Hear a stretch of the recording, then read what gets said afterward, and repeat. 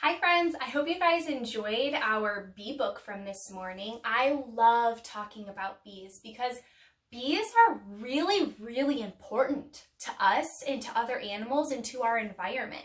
Let's take a closer look at a bee. I know in our book, we got a really close look at the bee. If you didn't get to look at that yet, go back and watch that book that I read about the bees. So bees have three body parts. They have a head, they have a thorax, and they have an abdomen. And on there, they have black and yellow stripes.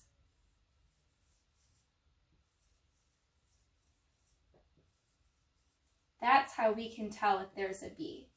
Now, there's lots of different kinds of bees. Some bees are nicer than others, and some bees are definitely meaner than others.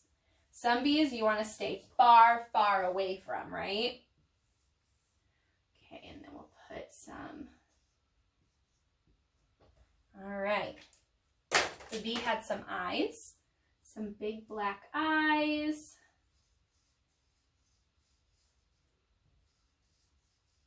Some antennas, right? It had some chompers, and I think some of them even had a straw. They're able to suck up the nectar, and they can chomp a little bit too. It has 6 legs, because insects have 6 legs, right? And then it had some wings. 1 set of wings.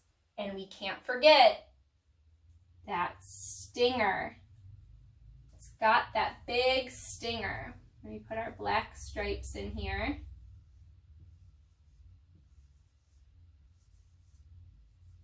Okay, so we've got our bee here.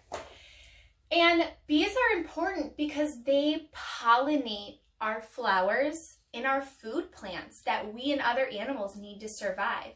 But I know bees have a bad rep.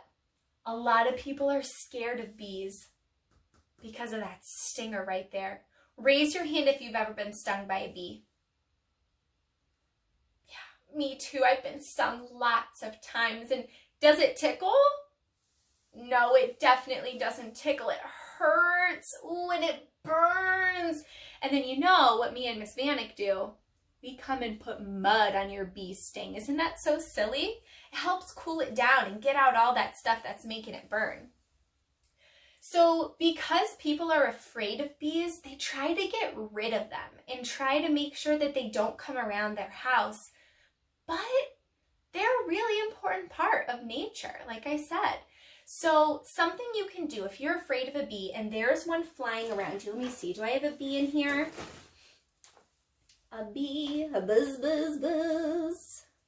Oh no, I don't think I have a bee in here. That's okay. We'll pretend.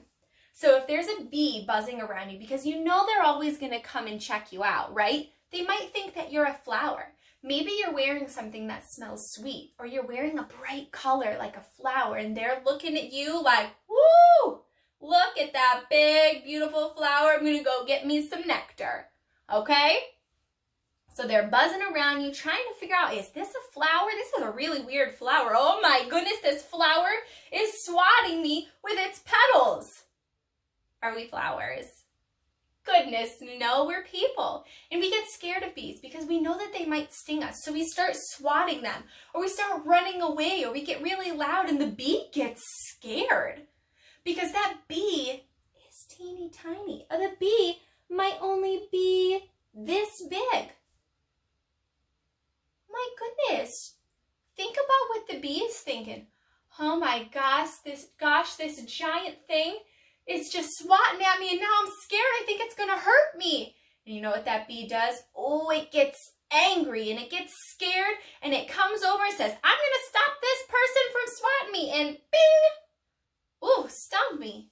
Ouch, it hurts. It hurts really bad, and now I'm gonna cry, and now I don't like bees ever again. See what I mean? But you know what you can do? When you see a bee, you gotta think, oh my goodness, the bees are helpful to our flowers and to our food. We're going to say, okay, I got to keep my body really still. And if it's hard to stay really still because you're scared, take a deep breath. Okay, I feel a little calmer now. Take another deep breath. Oh, that bee's still there. He's still hanging around, he's flying around, and he comes over and he might land on you. But if you're calm, he's not going to feel scared. And he's not going to get angry because you're hitting him. He's just going to check to see if you're a flower. And he's going to go, wait a minute. This isn't a flower. There's no nectar or pollen here. And he's going to fly away. Now that you're calm, that bee is safe. He doesn't feel like he's in danger anymore. So he's going to go do his job. And here's what his job is. This bee is going to go to this flower where there's some pollen in the middle.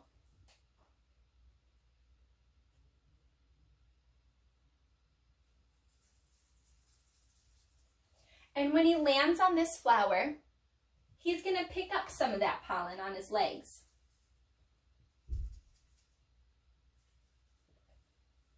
And he's going to go to the next flower.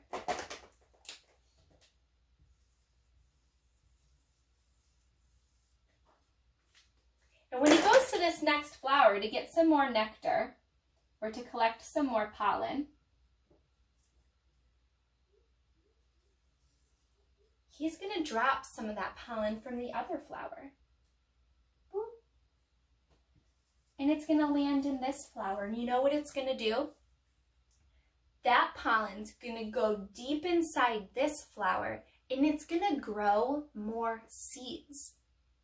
And at the end of the season, when this flower dies, it's going to leave its seeds behind and it's going to plant more flowers when those seeds fall down.